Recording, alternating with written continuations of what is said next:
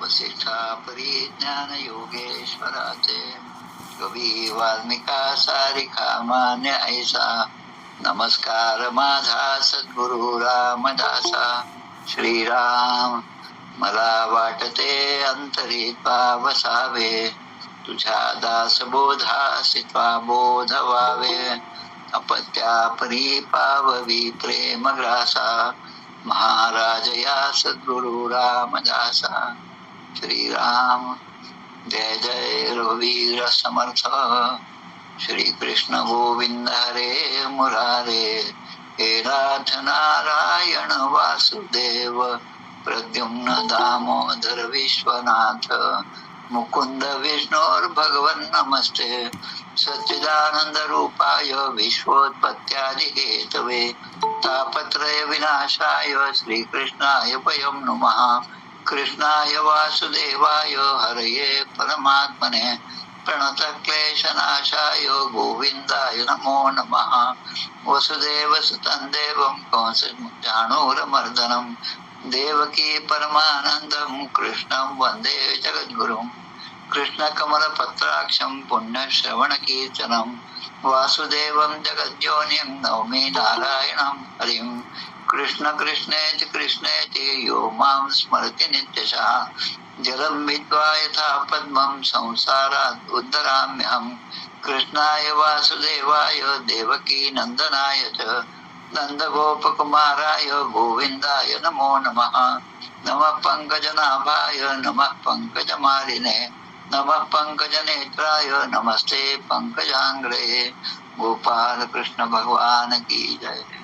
जय जय रघुवीर समर्थ.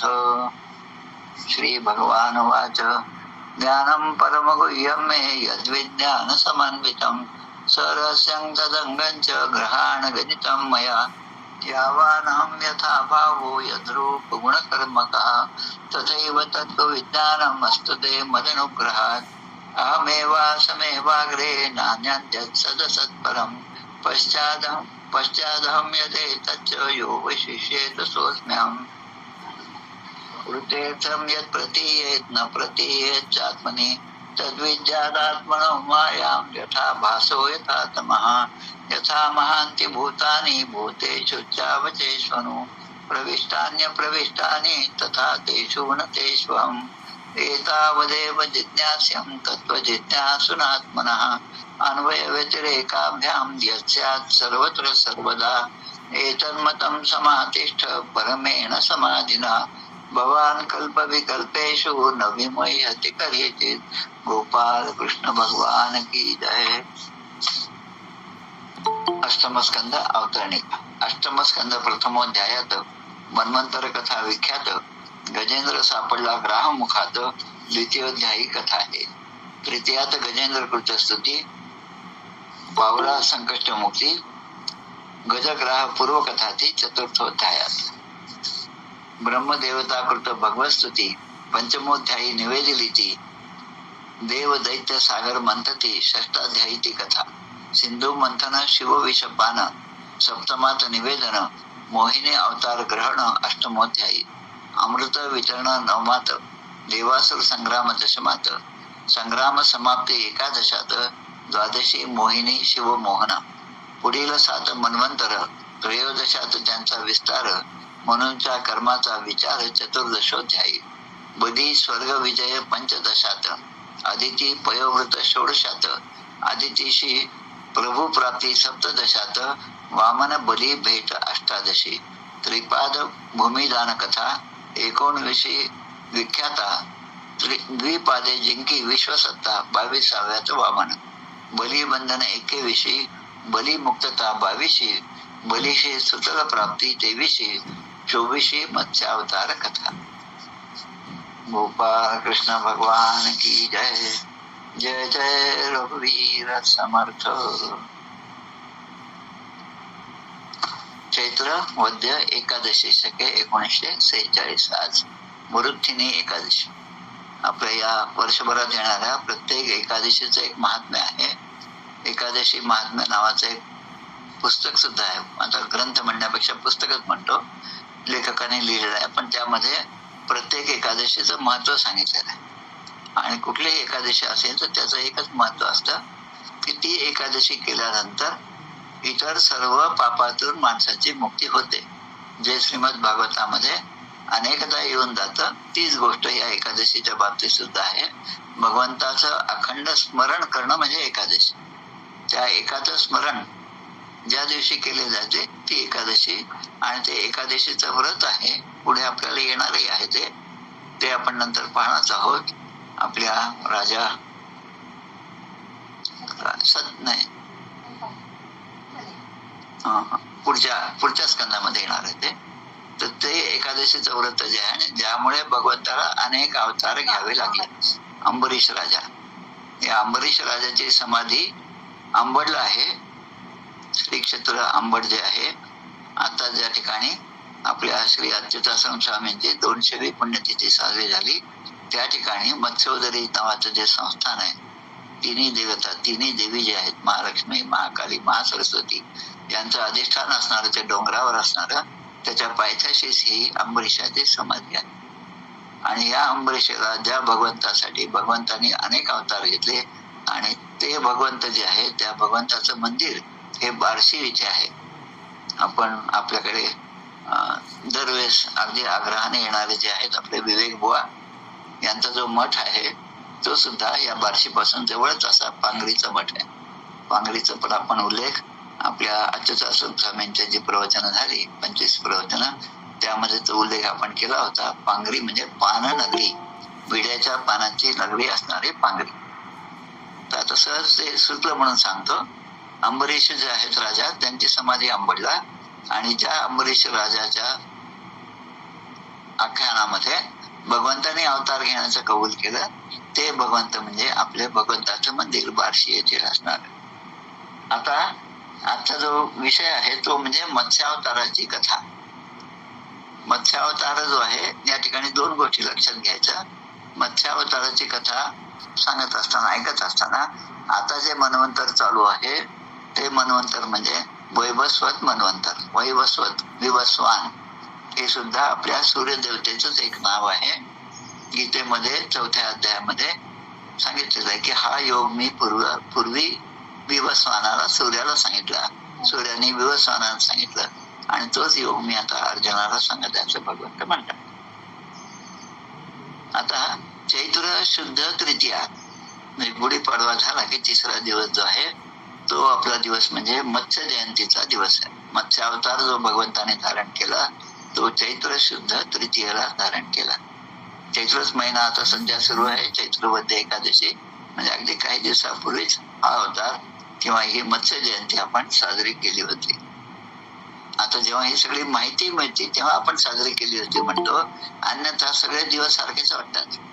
पण आता माझ्या दृष्टीने जेव्हा हे सगळं वाचन होतं तेव्हा रोज सकाळी उठलं की कोणाची पुण्यतिथी आहे, कोणाचा जन्म आहे, कुठल्या संतांचा जन्म आहे याचं स्मरण सहजपणे त्या दिवशी होतं. अनेक ग्रंथाच्या वाचनाने हा एक फायदा आहे. प्रत्येक दिवसाचं महत्व लक्षात येतं, आणि ते महत्व लक्षात ठेवून त्या संतांचं चरित्र, ते वाचन आणि तो आनंद काही वेगळाच असतो. हा माझा अनुभव सहजपणे सांगितला. आता आपण असं पाहिलं की या सुतल लोकामध्ये, सुतल म्हणजे काय ते सुद्धा आपण काल पाहिलं. 7 लोक जे आहेत त्या पाताळ, सप्त पाताळ जे आहेत त्यामध्ये 2 मांड्या विराट स्वरूपाच्या म्हणजे हा सुतल लोक आहे. आणि ज्या ठिकाणी भगवंताच्या आदेशाने भक्त प्रल्हाद आणि त्याचे नातू असणारे बलिराजा आपल्या सैन्याला, आपल्या सगळ्या लोकांना घेऊन त्या ठिकाणी जाऊन ते राहिलेले आहेत. आणि मागच्या अध्यायामध्ये जसं आपण पाहिलं की भगवंताने सांगितलेलं आहे की त्या ठिकाणी गेल्यानंतर तिथे मला तुम्ही स्वतः त्या ठिकाणी पाहाल. पहारेकरी किंवा किल्लेदार काल शब्द आपण वापरला. किल्लेदार, द्वारपाल जे जय विजय होते तसंच मी त्या ठिकाणी माझं सगळे शस्त्र घेऊन त्या ठिकाणी उभा राहील आणि तुमच्या सगळ्या ऐश्वर्याचं जतन करेल, आणि कुठल्याही प्रकारचा अरिष्ट तुमच्यावर येणार नाही याची जबाबदारी माझी.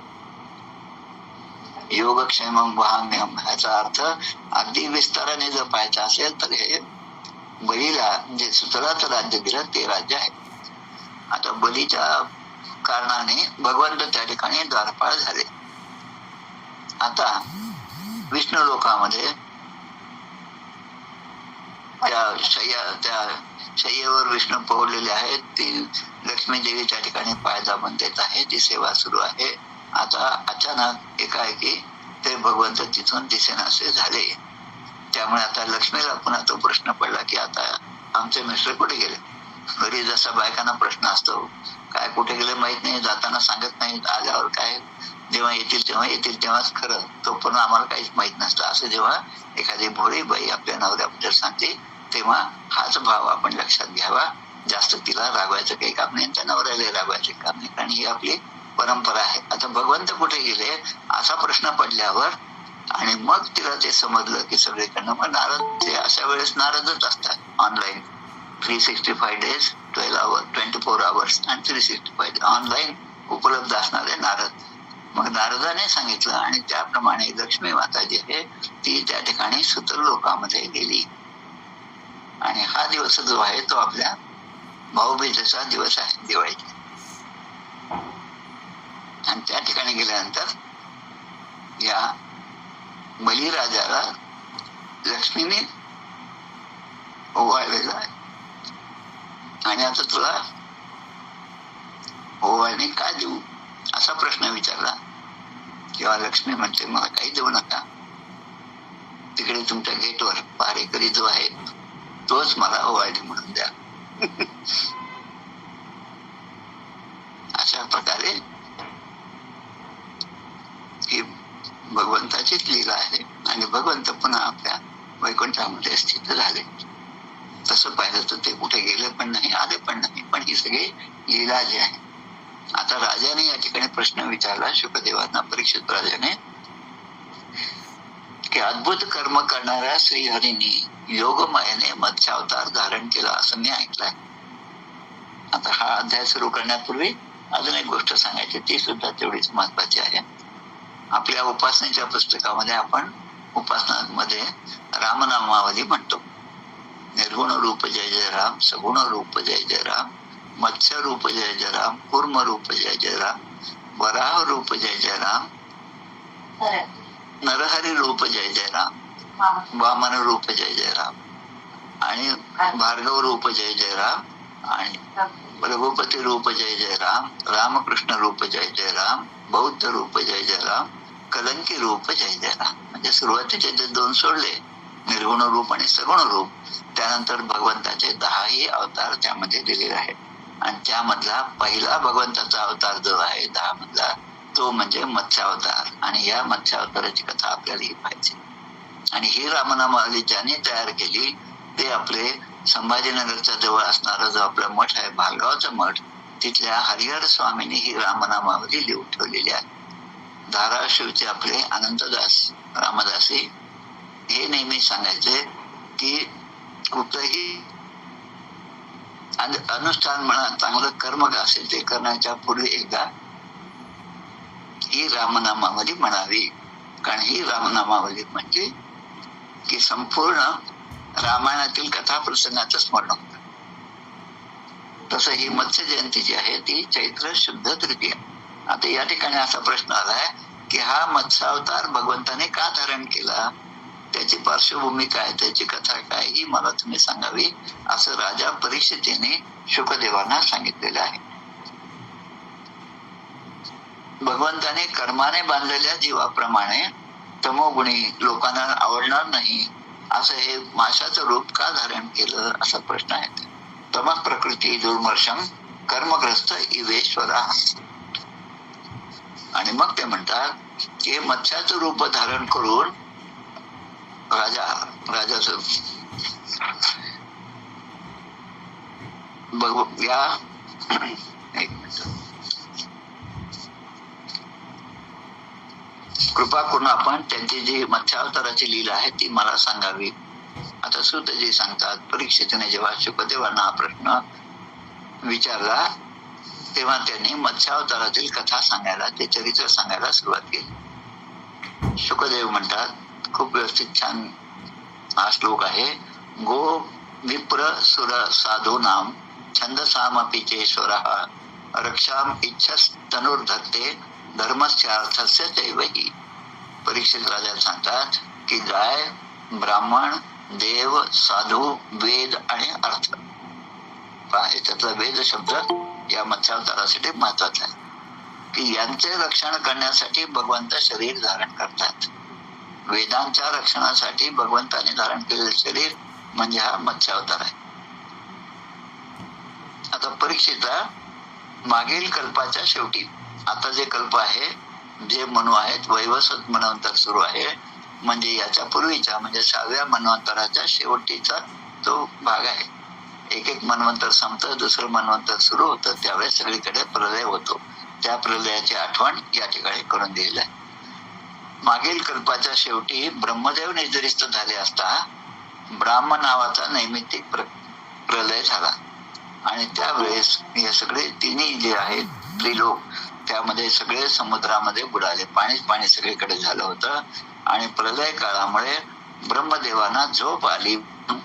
ते त्यांना झोपायची इच्छा झाली, पण त्याच वेळेस त्यांच्या मुखातून वेद बाहेर पडले आणि त्यावेळेस मुखतो निसृतान वेदान हयग्रीवो अंतिके अहरत. हयग्रीव नावाच्या बलवान दैत्याने ते वेद चोरून नेले. इथून ही कथा सुरुवात होते. आणि म्हणून आता सांगितलं काय, ब्राह्मण, देव, साधू, वेद आणि अर्थ यांचे रक्षण करण्यासाठी भगवंताने अवतार घेतला. आता हयग्रीव नावाचा दैत्य आहे. आता त्या हयग्रीव नावाच्या दैत्याला मारण्यासाठी भगवंताने जो अवतार घेतला त्याचं नाव सुद्धा हयग्रीवच आहे. म्हणजे हयग्रीव सुद्धा भगवंताचाच अवतार आहे. या अध्यायाच्या शेवटच्या श्लोकामध्ये याचा उल्लेख येणार आहे आणि ते पुन्हा आपण सविस्तरपणे पुढे पाहणार आहोत. तर श्रीहरीने या दानवराज हयग्रीवांचे ते दुष्कृत्य जे होतं ते जाणलं, कारण याने वेद चोरून नेले होते आणि त्यासाठी भगवंताने मत्स्यावतार धारण केला. आता ही कथा सांगतात, सत्यव्रत नावाचा एक राजा होता, मोठा उदार आणि भगवत परायण असा राजा होता आणि फक्त पाणी पिऊन तो अनुष्ठान तपश्चर्या करीत होता. तो सत्यव्रत राजा त्याच्या पुण्याईने या 7व्या मन्वंतरामध्ये विवस्वानाचा पुत्र म्हणजे श्राद्धदेव म्हणून झाला आणि त्याने तो आता या वैवस्वत मन्वंतरामध्ये तो राजा जो आहे सत्यव्रत हाच आता मनु झालेला आहे. म्हणजे हे जे 7वं मन्वंतर आहे वैवस्वत, त्याची पूर्व पेटिका जी आहे ती या अध्यायामध्ये सांगितली आहे. तो म्हणजे सत्यव्रत राजा. एके दिवशी हा राजा जो आहे तो नदीमध्ये स्नान करायला गेला. एकदा कृतमालायाम म्हणजे त्या कृतमाला नावाच्या नदीमध्ये, संस्कृत थोडस असलं की ते लक्षात येतं. कुर्वतो जलतर्पणम, पाण्यामध्ये जाऊन आता पाण्याने अर्घ देणं, तर्पण करणं ही त्याचे सगळे रोजचं जे अन्निक आहे ते सुरू झालं. त्याने हातामध्ये दोन्ही ओंजळीमध्ये पाणी घेतलं आणि आता ते पाणी आता त्या नदीमध्ये सोडणार, अर्घ्य प्रदान करणार. तेव्हा त्याच्या लक्षात आलं की आपल्या हातातल्या त्या ओंजळीमध्ये एक छोटीशी मासोळी आहे आणि त्या पाण्यामध्ये एक लहानशी मासळी आलेली पाहून त्यालाही आश्चर्य वाटलं. सत्यव्रत राजाने त्या मासळीला त्या पाण्याबरोबर पुन्हा नदीमध्ये सोडलं. आता सोडल्याबरोबर ती नदीमध्ये ती मासळी खाली पडली आणि ती माणसळी आता माणसाच्या रूपाने त्या सत्यव्रत राजाशी बोलू लागली. ती म्हणते, तमासाती करुणम महाकारुणिकम रूपम यादोभ्यो ज्ञातिघातिभ्यो दीनाम माम दीनवत्सला. हे दीनवत्सला राजा, मला तू असं सोडून देऊ नकोस, कारण आता जर मला नदीमध्ये सोडलं तर माझ्यापेक्षा मोठे असणारे जे मासे आहेत ते मला खाऊन टाकतील. आणि तमात्मनो अनुग्रहार्थम प्रीत्या मत्स्य वपुर्वधरम अजानन रक्षणार्थाय शफर्याः स मनोदधे. भगवान माझ्यावर प्रसन्न होऊन कृपा करण्यासाठी मासळीच्या रूपामध्ये आले असतील असा एक विचार या सत्यव्रत राजाच्या मनामध्ये आला. एखादी अभूतपूर्व घटना घडली की असं ह्या काहीतरी देवाचा संकेत असेल असं म्हणून देव करील ते मानावे, मग सहजची स्वभावे कृपाळू देव. समर्थ आपल्याला सांगतात. मग आता या मासळीचं रक्षण करणं हे माझ्यावर आहे आणि म्हणून त्याने पुन्हा त्याला उचललं आणि आपलं जे कमंडलू बरोबर होतं ते गोंधळीतनं त्या मासळीला घेऊन ते पाणी आपल्या कमंडलू मध्ये टाकलं. राजा पुन्हा आपल्या घरी आले आणि त्या आश्रमामध्ये आले आणि त्या कमंडलू मध्ये ते मासळी होती.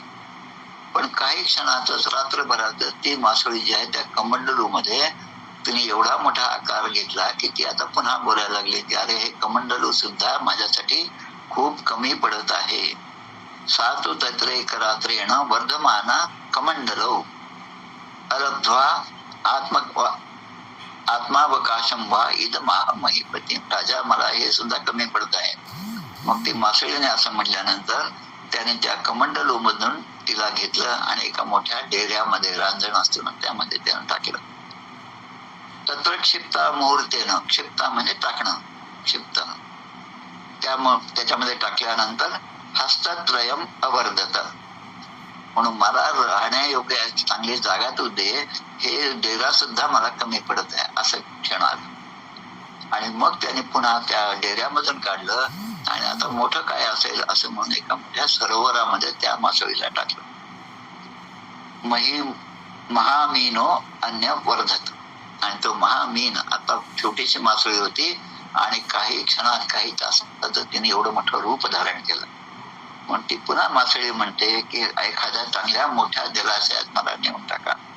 आणि मग समुद्रातून तिला उचललं, त्या सरोवरातून त्या मासळीला उचललं आणि एका मोठ्या समुद्रामध्ये नेऊन टाकलं. क्षिप्यमानस तमाहेदम इह माम मकरादयः अदंत तिबला वीर माम नेहो सृष्टुम अर्हसी. समुद्रामध्ये सुद्धा मोठमोठ्या मगरी आहेत आणि त्या सुद्धा मला खाऊन टाकतील, त्यामुळे समुद्राच्या पाण्यामध्ये मोठ्या जलाशयामध्ये मला नेऊन टाक. आता मत्स्याचे रूप धारण करून ही जी मासोळी होती छोटीशी, ती मला मोहित करत आहे. हे पाहिल्यावर एकदा दोनदा एखादा असा अनुभव आला की आपण सहजच चक्रावून जातो आणि मग हात जोडून म्हणतो, भगवंता तुझीच लीला ही आहे. तसं राजा त्या ठिकाणी म्हणत आहे. राजा काय म्हणतात की नूनत्वम भगवान साक्षात हरिर नारायणो अव्यय. हरी नारायण अव्यय, ज्यामध्ये व्यय नाही, जो लहान होत नाही, खर्च होत नाही, तो भगवंत तुम्हीच आहात. आणि अनुग्रहाय भूताना, भूतमात्रांना अनुग्रह करण्यासाठी जत्से रूपम जलोकसम, जलोकसम म्हणजे या पाण्यामधल्या असणाऱ्या जीवाचं रूप आपण धारण केलं आहे. आपण स्वतः भगवंतच आहात असं मला वाटतं. म्हणून त्याने त्या मासळीला पाहून हात जोडले. आता प्रश्न विचारला, ज्ञातुम इच्छामि रूपम यदर्थम भवता धृतम. तुम्ही हे जे रूप धारण केलेलं आहे ते कोणत्या कारणाने धारण केलं ते ज्ञातुम इच्छामि, म्हणजे ते मला जाणण्याची इच्छा आहे. आणि मग ते सांगतात की जसे देहादी अनात्म पदार्थामध्ये, देह म्हणजे अनात्मा आहे, आत्मा हा सर्व साक्षी आहे, चिरकाळ टिकणार आहे, देह मात्र काही काळापुरता आहे. मीपणाचा अभिमान धरणाऱ्या संसारी पुरुषांना, पुरुषांचा जो आश्रय आहे तो जर त्याने संसार हा माझा आश्रय असं म्हटलं तर त्याला भगवंताचं दर्शन होणं शक्य नाही. पण आपलं आत्मस्वरूप ज्याने जाणलं ते मात्र त्या भगवंताच्या प्राप्तीसाठी तळमळत असतात. शुकदेव या ठिकाणी म्हणतात, जगतपती अशा मत्स्यावतारी भगवंताने आपल्या सत्यव्रताची ही प्रार्थना ऐकली आणि त्याबरोबर कल्पांतांच्या प्रलयकालीन समुद्रामध्ये विहार करण्यासाठी त्याला सांगितलं. आता भगवंत आता सत्यव्रत राजाशी बोलू लागले. श्री भगवानो वाच्य सप्तमे अद्यत अधुना ऊर्ध्व महन्येत अरिंदम. आजपासून 7व्या दिवशी भगवंत सांगतायत मी मत्स्य रूपातील, ज्याला आपण गायत्री मंत्रामध्ये ओम भू ओम भुवाहा ओम स्वाहा म्हणजे हे तिन्ही लोक जे आहेत ते प्रलयामध्ये बुडून जाणार आहेत 7 पासून 7व्या दिवशी. ही पूर्व सूचना त्यांनी दिली. समर्थाने सुद्धा एक पूर्व सूचना दिली होती. विजापूरचा सरदार निघाला आहे आणि एकांती विवेक करून इष्ट योजना करावी. तसेच या ठिकाणी पूर्व सूचना या ठिकाणी भगवंताने राजाला दिली. आणि जेव्हा हे तिन्ही लोक प्रलय काळाच्या अथांग सागरामध्ये बुडू लागतील, त्या पाण्यामध्ये बुडू लागतील, तेव्हा माझ्या प्रेरणेने तुझ्याजवळ एक मोठी नौका येईल, मोठी नाव येईल. आणि किती मोठी त्याचा विस्तार सुद्धा पुढच्या श्लोकामध्ये आपल्याला पाहायचा आहे. आणि तेव्हा तू काय करायचं की तेव्हा तू स्वतः म्हणजे ती जेव्हा येईल, कारण अजून 7 दिवस आहेत आणि त्या 7 दिवसापर्यंत तू काय करतो हे सुद्धा मी सांगतो. तावत औषधी ही, तावत म्हणजे तोपर्यंत सगळ्या प्रकारच्या औषधी, सगळ्या प्रकारच्या वनस्पतींचं बीज रूपाने ते बीज जे आहे ते गोळा कर. आणि सप्तर्षी, प्रत्येक मन्वंतरामध्ये जसे सप्तर्षी असतात, त्या सप्तर्षींचं काय म्हणतो आपण, सूक्ष्म रूप. कारण ते सप्तर्षी देहामध्ये आहेत, त्यांचं सूक्ष्म रूप आपल्याला माहिती आहे. स्थूल, सूक्ष्म, कारण आणि महाकारण. स्थूल रूप म्हणजे आपलं शरीर, सूक्ष्म रूप जे म्हणजे वायू रूप आहे, जे मरणानंतर पुन्हा दुसऱ्या शरीरामध्ये प्रवेश करतो, ते सूक्ष्म रूप. तर त्या सप्तर्षींचा सूक्ष्म रूप तू घेऊन त्या नावेमध्ये तू चढायचं. तसंच जे काही धान्य आहे, त्या धान्याचं बीज जे आहे ते अगदी काही बीज, निवडक बीज असं घेऊन तू त्या नावेमध्ये बस. आणि हे सगळं जवळ ठेवायचं. आणि मग जेव्हा अंधकार होईल आणि तेव्हा दिव्य ज्योतीच्या प्रकाशाच्या साह्याने तू त्या नौकेत विहार करावास. आणि राजा म्हणतो, आता मी कसा विहार करणार, एवढं मोठा जर प्रलय झाला. तर मग ते म्हणतात की तुझी नाव डगमगू लागेल. नावेमध्ये बसणाऱ्यांना आता आपण मरतो का काय असं जेव्हा वाटू लागेल. काल परवा आपण पाहिलं, नाना महाराजांची पुण्यतिथी झाली, या चैत्रवद्य दशमी कालच झाली.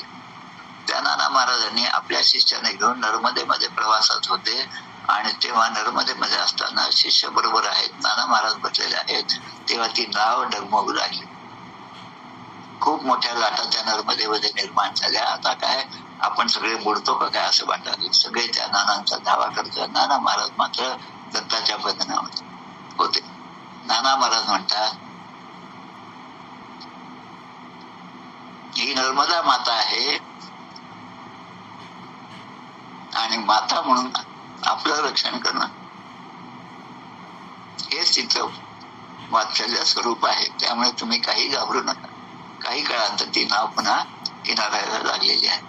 तसं या ठिकाणी सत्यव्रत राजाला भगवंत सांगतात की तुला मग त्यावेळेस ती एक मोठी नाव जी आहे, त्या नावेच्या मागे एक मत्स्य रूप तुला दिसेल. आणि ती मोठा जो मासा आहे, तो मासा तुझ्याकडे तो धावत येईल. आणि त्यावेळेस तू एक काम करायचं, तो मासा कसा असेल तर त्याला एक शिंग असेल. आणि मग वासुकी जो आहे नाग, त्याची दोरी करायची. मध्ये आता 1-2 महिन्यापूर्वी आम्ही त्या केवडियाला सरदार वल्लभभाई पटेलांचा पुतळा पाहण्यासाठी गेलो. पण जाताना गाडी बिघडली आणि नंदुरबार मध्ये राहावं लागलं 2 दिवस. आता ती गाडी बिघडल्यामुळे तिला टोईंग करून परत आणावं लागलं. टोईंग म्हणजे एखाद्या दुसऱ्या ट्रकला तिला बांधायचं आणि मग ते घेऊन यायचं. आता हे टोईंग जे आहे, ही कल्पना या ठिकाणी मला सहज सुचली की या राजाने इतर ऋषी आणि वनस्पती त्यांचं बी घेऊन त्यामध्ये त्या नावेत बसलेले आहेत आणि नाव डगमगत आहे. तेव्हा तो मागून एवढा मोठा मासा येणार आहे, त्याला ती दोरी बांधायची. साधी दोरी बांधली तर तुटून जाईल. आणि मग या ठिकाणी दोरी बांधली ती वासुकी.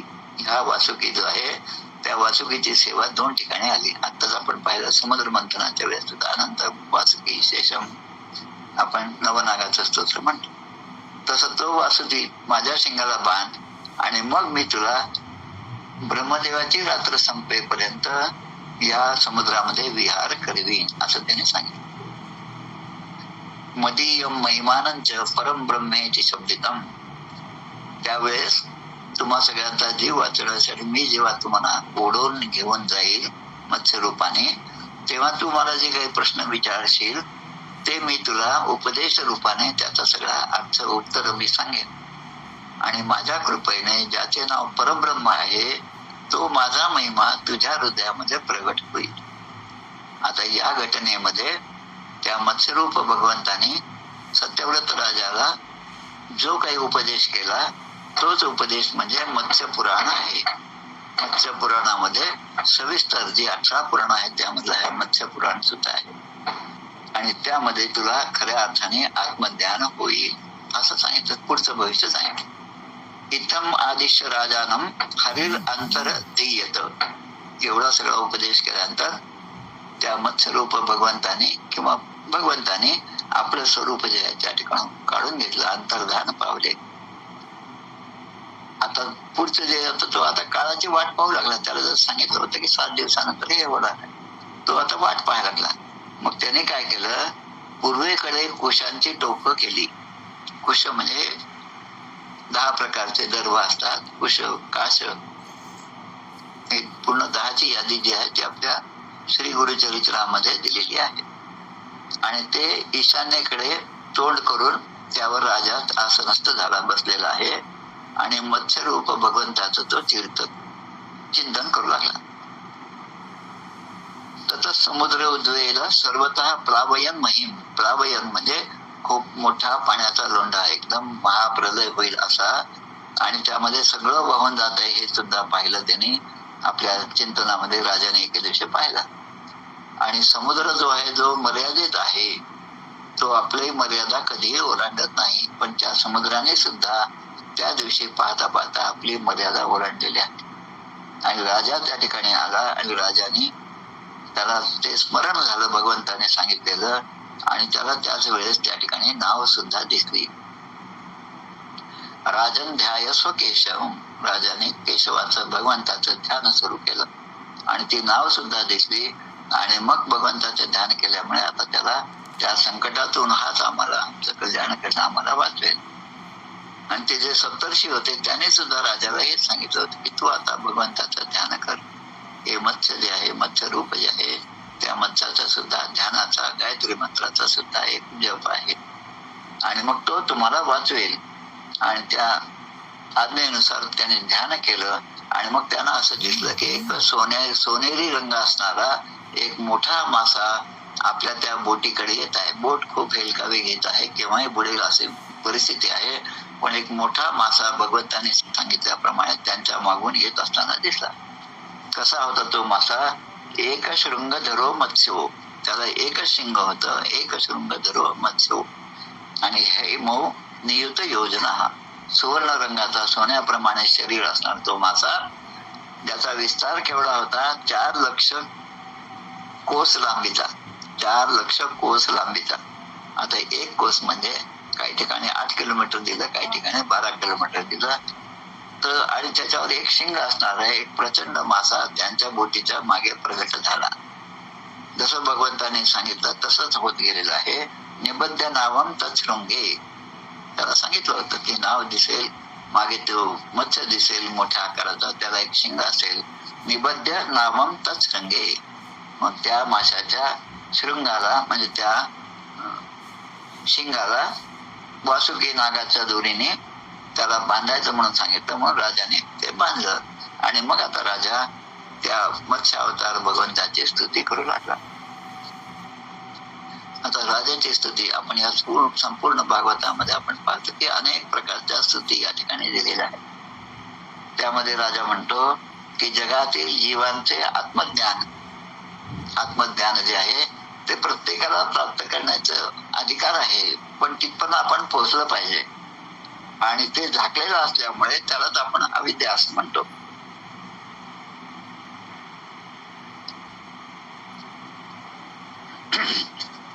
आता ही अविद्या कशी आहे? अविद्येच्या भारामुळे सगळेजण त्रस्त झालेले आहेत. गीतेमध्ये एक श्लोक येतो, धूमेनाव्रियतो बन्हीर यथादर्शो मलेनच यथोल्बावृतो गर्भस तथा तेनेदम आवृतम. ज्याप्रमाणे अग्नी हा धुराने झाकला जातो, अग्नी प्रज्वलित आहे पण तो दिसत नाही, कारण धूर असल्यामुळे तो अग्नी आपल्याला प्रत्यक्ष दिसत नाही. जसा आरसा आहे पण त्यावर धूळ असल्यामुळे आपलं प्रतिबिंब त्यामध्ये दिसत नाही. यथोल्बेवृतो गर्भ सुद्धा त्या जाग्यामध्ये, त्या सगळ्या घाणेरड्या अशा त्या द्रवामध्ये तो लपलेला असतो, तो आपल्याला दिसत नाही. तसं ते नेदम आवृतम. म्हणून माणसाच्या ठिकाणी जी इच्छा आहे त्या इच्छेमुळे, आता इच्छा ही सांसारिक आहे आणि सांसारिक इच्छा ही मायेमुळे निर्माण झालेली आहे. म्हणून जोपर्यंत इच्छा वासना आहेत तोपर्यंत हे परमात्म्याचं ज्ञान जे आहे, आत्मज्ञान, ते माणसाला प्राप्त होणार नाही, असं राजा या ठिकाणी भगवंताची स्तुती करताना म्हणते. म्हणून जीव हा अज्ञानीच आहे. जनो अबुधम निज कर्म बंधना सुखेच्छया कर्म समीहते सुखम. हा जीव अज्ञानी आहे आणि आपणच केलेल्या कर्माने तो बांधलेला आहे. सुखाची इच्छा, सुखाच्या प्राप्तीची इच्छा असल्यामुळे तो सर्व कर्म करतो, पण शेवटी त्याला दुःखच प्राप्त होतं. सुख सुख म्हणत आहे, दुःख ठाकून आले, भजन सकळ गेले, चित्त दुष्टीत झाले, भ्रमित मन वळेना, हित ते आकळेना, परम कठीण देही देह बुद्धी मिळेना. आताच आपण पाहिलं चैत्र शुद्ध षष्टीच्या दिवशी आमच्या कृष्णदास महाराजांचं एक ऑडिओ व्हिडिओ पाठवला होता मी. कृष्णदास महाराज सज्जनगडला जेव्हा सेवेमध्ये होते त्या ते नेहमी म्हणायचे, समर्था रामदासा मला या देहबुद्धीतून सोडवा. आणि ही देहबुद्धी जोपर्यंत आहे तोपर्यंत भगवंताचं दर्शन नाही, आत्मसुख नाही. आणि मग ते सांगतात की जसा एखाद्या आंधळ्याला सोबत मिळाली ती सुद्धा आंधळ्याची मिळाली, स्वतःच आंधळा त्याला दिसत नाही, त्याला सोबत मिळालेली आंधळ्याची सोबत आहे. आणि मग या दोघांच्या म्हणून जे कोणतं कार्य होणार आहे ते काही चांगलं होणारच नाही, कारण त्यांना दोघांना पण दिसत नाही. तसा संसार रूपी घोर अंधकाराची प्राप्ती झालेली आहे. पण जो अविनाशी अमोघ ज्ञानाचा उपदेश करणार आहे तोच त्या अंधारातून, त्या अंधत्वापासून त्याला बाहेर काढू शकतो. म्हणजे गुरु आणि शिष्याच्या बाबतीत त्या ठिकाणी सांगितलेलं आहे. म्हणून समर्थ म्हणतात, जनी जाणता पाय त्याचे धरावे. जो जाणता असेल त्याला गुरुत्व त्याच्याकडे द्यावं आणि त्याला आपण शरणागती पत्करावी. शरणागती मीमांसा नावाचं एक खूप मोठा एक तत्वज्ञान आहे रामानुजाचार्यांचं. प्रपन्नामृत नावाचा त्यांचा ग्रंथ आहे. आपल्या तिरुपतीवरून प्रकाशित होणारं सप्तगिरी नावाचं जे मासिक आहे त्यामध्ये अगदी सिरियली धारावाहिक प्रमाणे दर महिन्यामध्ये एक एक त्यातला भाग ते देत असतात. शरणागत आणि आपल्याला गीतेमध्ये सुद्धा सांगितलेलं आहे, सर्व धर्मान परित्यज मामेकम शरणम प्रज. सर्व आश्रय जे आहेत, अन्य आश्रयो त्यागः, हे पुन्हा आपल्या नारदांनी आपल्या भक्ती सूत्रामध्ये सांगितलं. अन्य आश्रयो त्यागा हे भक्तीचं खरं मुख्य लक्षण आहे. आणि तसं जर असेल तरच त्याला खरं आत्मज्ञान प्राप्त होईल. म्हणून आहे तरी सुगम परिजनासी झाला दुर्गम, का जयाचे चुकले वर्म सत्समागमाकडे. समर्थांचे ओवी चरण हे सांगितल्याशिवाय एक दिवस पण जात नाही. मग आता पुढे ते म्हणतात की सर्व लोकांचे सुहृद असणारे, प्रियतम असणारे, ईश्वर असणारे आपण आमचे आत्मा आहात. कोण म्हणते? सत्यव्रत राजा त्या मत्स्यरूप भगवंताला म्हणतात. आणि इच्छांच्या बंधनामध्ये आम्ही अडकलेले आंधळे लोक आहोत. अनाथ मी, हीन, दीन, दरिद्री, भजन नेणे काही, तुझं विण जगी या पाहता कोणीच नाही. ज्ञान कळेना, ध्यान कळेना, मन हे वळेना देवा. आपण म्हणतो विद्या नाही, वैभव नाही, ऐसा पूर्वी ठेवा. म्हणजे असा कमीपणा घेतल्यावर सद्गुरूंना, भगवंताला त्याच्यावर कृपा करावीच लागते. आणि म्हणून या ठिकाणी ते म्हणतात की छिंद्यत अर्थ दीपैर भगवान वचोभी ग्रंथीन हृदयान विवृणू सोमोका. म्हणजे आपल्या वाणीने आता तुम्ही मला उपदेश करा. सत्यव्रत राजा मत्स्य अवतारातील भगवंताला म्हणतात, आणि माझ्या ठिकाणी असणाऱ्या अज्ञानाच्या ग्रंथी छेदून टाका. तेव्हा शुकदेव आपल्याला सांगतात, अशी प्रार्थना करणाऱ्या त्या राजाला मत्स्यरूप भगवंताने त्या प्रलयाच्या समुद्रातून विहार करण्यासाठी आत्मज्ञानाचा उपदेश केला. आणि मग मत्स्य पुराणामध्ये हीच गोष्ट येते आपल्याला. त्याला संपूर्ण रहस्याचे वर्णन करीत असताना ज्ञान, भक्ती आणि कर्मयोगाने परिपूर्ण अशा ज्ञानाचा उपदेश केला आणि त्यालाच मत्स्य पुराण असं म्हणतात. या 55व्या श्लोकामध्ये याचा उल्लेख केलेला आहे. आता ऋषीसह सगळे सप्तऋषी आहेत.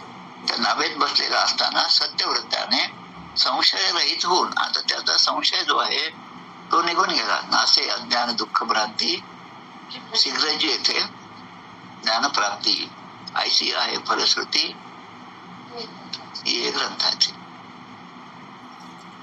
मग ऋषींसह नावेत बसलेला सत्यव्रताने संशय रहित झाल्यामुळे आता भगवंताच्याकडून सगळं आत्मज्ञान प्राप्त केलं आणि ते त्याने श्रवण केलं. आणि जेव्हा प्रलय काळ संपत आला तेव्हा ब्रह्मदेव जे जागे झाले, त्यांची निद्रा आता संपलेली आहे, तेव्हा भगवंतानी हयग्रीव असुराला मारून त्याच्याकडून वेद मिळवून घेतले आणि ते पुन्हा ब्रह्मदेवांना परत केले. आताच मी सांगितलं, ब्रह्मदेवांना निद्रा आली तेव्हा त्यांच्या मुखातून ते वेद प्रगट झाले, पण हा हयग्रीव नावाचा दैत्य जो आहे त्याने मात्र ते चोरून नेले आणि ज्याच्यासाठी मग पुन्हा हा सगळा अवतार झाला. आणि तिकडे हयग्रीव हा सुद्धा अवतार झालेला आहे. मग आता या ठिकाणी येतं, आपल्या योगमायेने मत्स्यरूप धारण करणारे भगवान विष्णू आणि सत्यव्रत राजा यांचा हा संवाद जो आपण आज ऐकत आहोत तो, व हे मोठे हे मोठं असं आख्यान जे ऐकतात ते मनुष्य सगळ्या पापातून मुक्त होतो. भगवंताच्या अवतारांचं दररोज कीर्तन जो करतो त्याचे सर्व संकल्प सिद्धीला जातात आणि त्याला परमगती प्राप्त होते. अवतारो हरेर योयम कीर्तयेत अनुभवम नरहा. जो माणूस भगवंताच्या अवताराचं कीर्तन श्रवण करतो, संकल्पास तस्य सिद्धंती, त्याने केलेला प्रत्येक संकल्प हा सिद्ध होतो. सयाती परमाम गती, त्याला परमाची गती प्राप्त होते. आणि मग या ठिकाणी शेवटच्या श्लोकात जे सांगतात, प्रलयपसी धातू सुप्त शक्तीर मुखेभ्याः श्रुती गणमप पनीतम पृथ्वीवादत्त हत्वा. आणि शेवटच्या याच्यात म्हणतात, तमहम अखिल हेतुम जिह्यमीनम नतोस्मी. म्हणजे प्रलय आणि समुद्रामध्ये ब्रह्मदेव निद्रिस्त झाले होते, त्यांच्यामध्ये आता पुन्हा ती शक्ती निर्माण झाली की ती जी शक्ती होती जी हे सगळं सृजन करण्याची, ती आता लोप पावली होती. आणि म्हणून त्यांच्या मुखातून निघालेले जे श्रुती वेद जे होते ते चोरून नेलेल्या हयग्रीव दैत्याने चोरून नेले होते.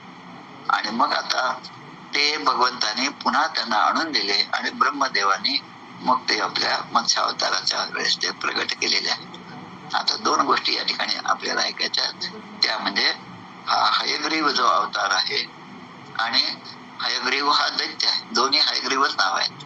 त्याच्याबद्दल थोडस एक 5 मिनिटात सांगू, 5-10 मिनिटात, आणि मग आपण थांबणार आहोत. आता लक्षात घ्या, हय आणि ग्रीव. हय म्हणजे घोडा, ततश्वेतैर हयर्युक्त महती चंदन अस्तित्व गीतेमध्ये आहे. ततश्वेतैर, श्वेत वर्णाचा घोडा. आपल्या रंगनाथ स्वामी जे आहेत निगडीचे, त्यांचा जो घोडा होता तो नील वर्णाचा होता, निळ्या रंगाचा होता. रंगनाथ स्वामी चरित्र वाचल्यानंतर माझ्या लक्षात की असा निळा वर्णाचा सुद्धा घोडा असतो. तर हे जे आहे, ही कथा या ठिकाणी मुद्दाम सांगायची आहे की हयग्रीव नावाचा दैत्य आहे आणि हयग्रीव नावाचा भगवंताचा अवतार सुद्धा आहे. आता हयग्रीव नावाचा जो दैत्य आहे त्याच थोडी कथा पहा.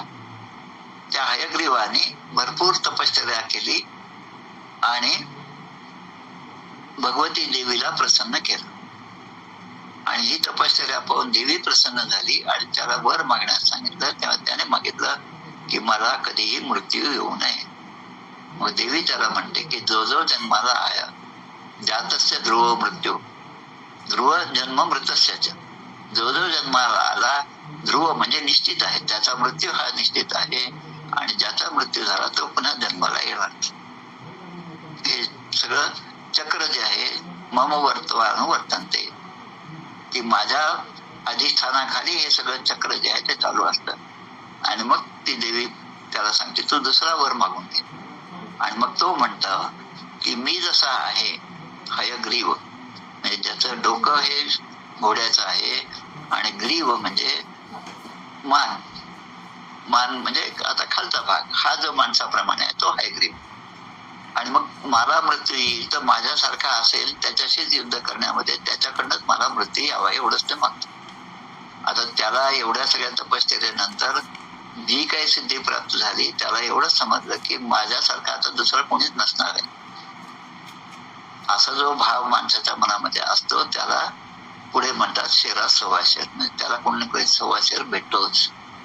आता त्याला तर सव्वाशेर भेटावा, त्याच्याशी त्याचं युद्ध व्हावं, यासाठी या योगमायेने, या आदिमायेने, या देवीने आता ती लीला केलेली आहे. ती लीला थोडक्यात सांगतो. प्रत्यक्ष भगवंत जे आहेत त्या भगवंताने ते आपल्या निद्रेमध्ये होते आणि या देवीने काही कारणाने त्या भगवंताचं जे शिर जे आहे ते सुद्धा धडा वेगळं केलं. जसं हयग्रीवाचं हय आणि ग्रीव, धड वेगळं आणि डोकं जे आहे ते घोड्याचं होतं, तसं हे भगवंताचं झालं. त्याचं कारण असं की या हयग्रीवाला इच्छा होती की माझ्याशी कोणीतरी युद्ध करावं. आता हयग्रीवाशी युद्ध करायचं असेल तर दुसरा हयग्रीव तिथे असला पाहिजे. आणि भगवंत तर तुमच्या आमच्या सारखे चतुर्भुज आहेत, हात पाय आहे, सगळं आहे, डोकं आहे, सगळं आहे. पण याला ते त्याच्याशी युद्ध करायचं नव्हतं, माझ्यासारख्या हयग्रीवाशीच मला युद्ध करायचं. आता त्याची पूर्वतयारी देवींनी हा शाप देऊन केलेली आहे. खूप मोठं युद्ध झालं खऱ्या अर्थाने, पण त्यामध्ये हा थकून गेला, भगवंत थकून गेले. भगवंत थकले ही सुद्धा लीलाच आहे. म्हणजे प्रत्येक गोष्ट ही भगवंताची वाचत असताना, त्या घटना वाचत असताना आपल्या शंका सगळ्या बाजूला ठेवाव्यात आणि श्रद्धेने ते वाचन, तो अभ्यास केल्यानंतर मग त्यामध्ये कोणतीच शंका राहत नाही. आणि मग ते म्हणतात की त्या भगवंताने काय केलं की ते विश्राम करत असताना आपलं जो धनुष्य आहे तो, त्याला बाण प्रत्यंचा चढवलेली आहे, बाण त्याला लावलेला आहे आणि त्या बाणाचं जे टोक आहे त्यावर आपलं डोकं ठेवलं आणि भगवंत पहुडलेले आहे. आता ब्रह्मदेव म्हणतात आता या हयग्रीव दैत्याला तर मारलं पाहिजे. मग आता त्याच्यासाठी देवीने मग ती लीला केली की त्या ठिकाणी एका उर्मी म्हणजे कीटक, आपण कृमी म्हणतो, तसा एक कीटक निर्माण केला आणि त्यांनी त्या मायेने तो प्रत्यंचा जो आहे ती प्रत्यंचा ओढली, ती तोडली, कुरतडली आणि ती कुरतडल्याबरोबर त्याला बाण लागलेला होता, प्रत्यंचा तुटली. तो बाण जो आहे त्या बाणाच्या टोकावर भगवंताची मान होती आणि भगवंत झोपलेले होते, त्यांना काही जाग येत नव्हती. आणि मग तो जेव्हा बाण सुटला तेव्हा अनायास भगवंताचं मस्तक जे आहे ते धडापासून वेगळं झालं. आता ही कथा पाहिल्याबरोबर सगळ्या देवतांना, सगळ्यांना खूप काळजी वाटायला लागली, सगळीकडे हाहाकार झाला. तेव्हा देवी त्या ठिकाणी प्रगट झाली, काही घाबरू नका, ही एक लीलाच आहे भगवंताची आणि आता जिथे असेल तिथून एखाद्या अश्वाचं शिर जे आहे ते घेऊन या. आणि ते त्याने आणलं आणि मग या भगवंताच्या धडावर ते शिर ठेवलं आणि मग इकडे हयग्रीव हा भगवंताचा अवतार झाला. आणि या हयग्रीवाने, म्हणजे देव हयग्रीवाने दैत्य हयग्रीवाशी युद्ध केलेलं आहे. आणि हे युद्ध आणि त्यानंतर ते जे वेद होते जे यांनी पळवून आणले होते ते भगवंताने पुन्हा आणले आणि मग पुन्हा ब्रह्मदेवाने दिल्यामुळे त्या वेदांचं रक्षण झालेलं आहे. म्हणून मत्स्यावताराच्या कथेमध्ये हा पण एक भाग येतो, मत्स्य पुराण सुद्धा येतं. आणि मत्स्यावतार का धारण केला आणि हयग्रीव हे जे आहे या सुद्धा शब्दाचा सुद्धा उच्चार या ठिकाणी होतो. अति प्रदयापाय उत्थिताय सवेदसे हत्वा असुरम हयग्रीवम वेदान प्रत्यात हरिधरी. म्हणजे हरीने वेदांचा उद्धार केला. कशाने? हत्वा असुरम हयग्रीवम, हयग्रीव अवतार धारण करून त्या दैत्याचा वध केला आणि वेदांचं रक्षण केलं. विष्णू प्रसादात असं तो विष्णूचा प्रसाद या सत्यव्रत राजाला प्राप्त झाला आणि सत्यव्रत राजाला अजून एक आशीर्वाद दिला की तू पुढे मनु होशील. आणि मग हे सत्यव्रत राजा जो मनु झाला ते मनु म्हणजे आता तो चालू असणार आहे वैवस्वत मन्वंतर आहे. म्हणून या ठिकाणी आपण थांबूया. हा अष्टमस्कंदातील 24वा अध्याय आपला पूर्ण झाला. या अष्टमस्कंदामध्ये याचं मन्वंतर हे त्याचा विषय जो आहे तो मन्वंतराचा आहे. मग सगळे मन्वंतर पाहिले, मनु पाहिले, त्या ठिकाणी असणारे सप्तर्षी पाहिले. प्रत्येक काळामध्ये जे जे इंद्र होतात त्यांची नावं या ठिकाणी आली आणि या बलिराजाचं आख्यान आपण पाहिलं आणि मग शेवटी हा मत्स्यावतार जो आहे तो अवतार आपण पाहिला. तर याप्रमाणे या गोरखपूरने जे श्रीमद भागवताचे 2 खंड तयार केलेले आहेत त्यातील पहिला खंड जो आहे तो या ठिकाणी समाप्त होत आहे. गोपाल कृष्ण भगवान की जय.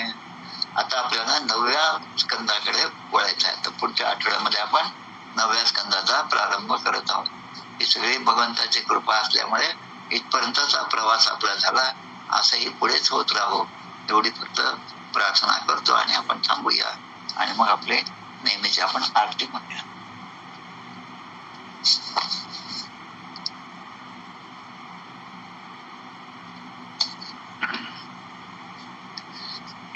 जय हो जय श्री भागवता, आरती करी तुझ भगवंता.